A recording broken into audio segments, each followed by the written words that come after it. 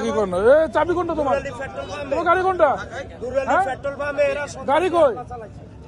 গাড়ি